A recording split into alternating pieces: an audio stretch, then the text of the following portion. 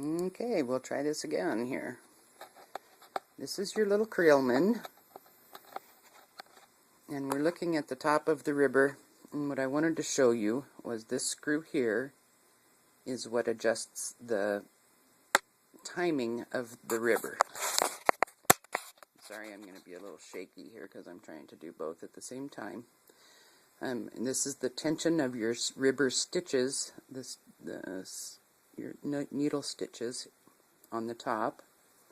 And you can see, I'll try and get this so that you can see where that knob is set. This little pointer here is about center, so I've got the stitches set fairly tight. The tighter you need to be on your cylinder or your ribber stitches, the further in you would push this pointer, and this just unscrews and tightens down, and you can slide this knob back and forth. If you need it tighter, you push it in towards the center of the machine. And this knob is your knob that takes the machine in and out of work, the ribber in and out of work. Right now I have it in work, and I'm going to try and crank so that you can see where the needles, what I want you to watch are where the needles, I don't know if I can get in here and still keep it in focus, where the yarn strikes the needle as I crank, and it should be when you have the machine going. Let's turn this around here. Let's see if I can get some focus going here. And you can see the yarn is going to come into the ribber needles back here behind the yarn carrier. And what you want to see is that it strikes, the yarn strikes the ribber needle right ahead of the latch on the needle, so that the needle pops shut after the yarn goes into that. And you can see here, let's see if I can get some focus, that as I crank, these stitches drop off, they slide over the top of that, because this ribber needle has already popped shut and there's a stitch behind it. So I'm going to crank this just a little bit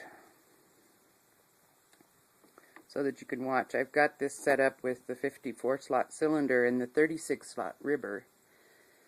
So it's kind of acting like a compound ribbing, where I'm going a ribber stitch in between every cylinder stitch. And I don't know, this may snag up because I don't have the ribber stop in underneath here. I just kind of put it on and after I'd already got cast on, so I'm just kind of being lazy here. But you can see the needles coming out on top and catching the yarn.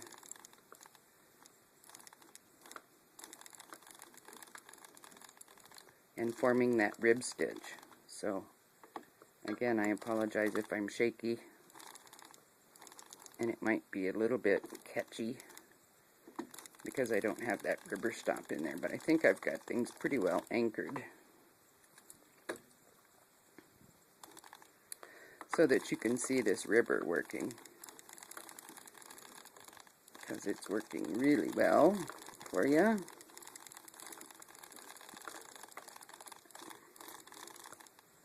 And again, when you get your machine, the yarn carrier will have been removed.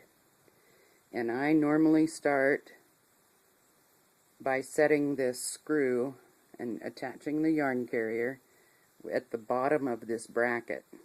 Now this one is set just a little higher. You might be able to see that.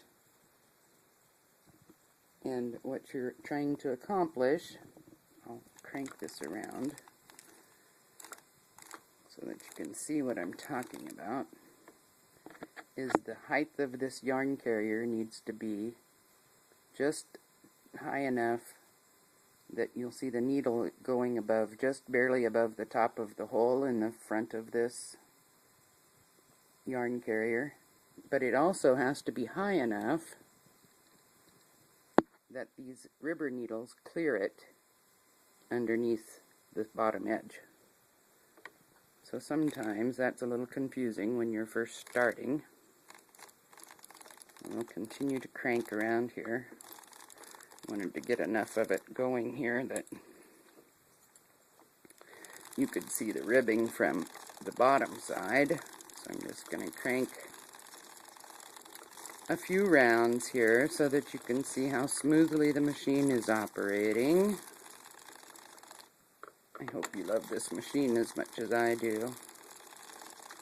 I love these little Creelmans. They're just super consistent, and this one has had all of the cam surfaces have been worked on, so it just cranks really smooth, as you can see, with very little effort. Let's see if we've got some ribbing.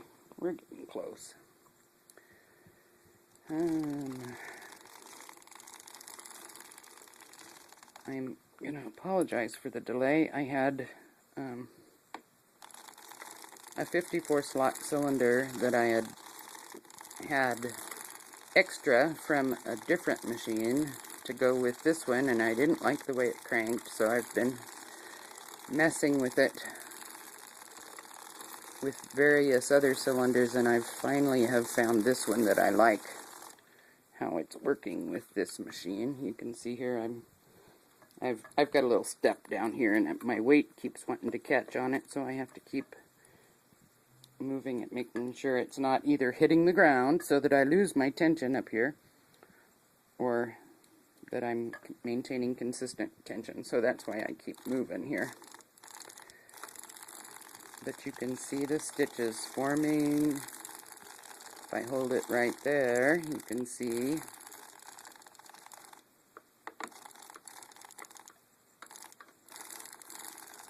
how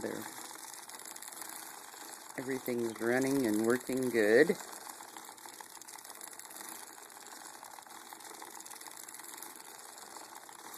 And I can tell I'm about to be on the floor here. There we go.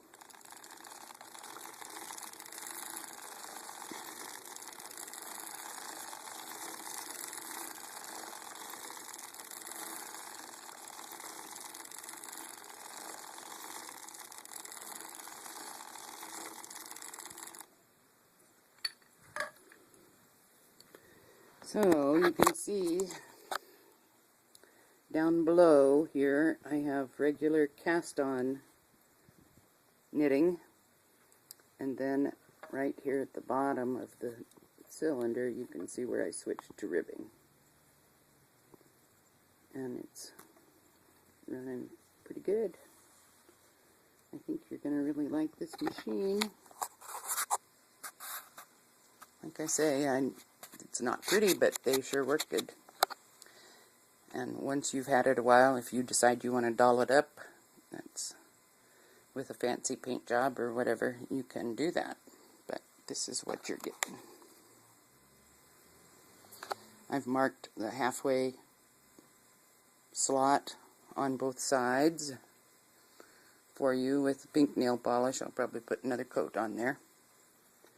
But I think you're going to enjoy the machine. It's a dear.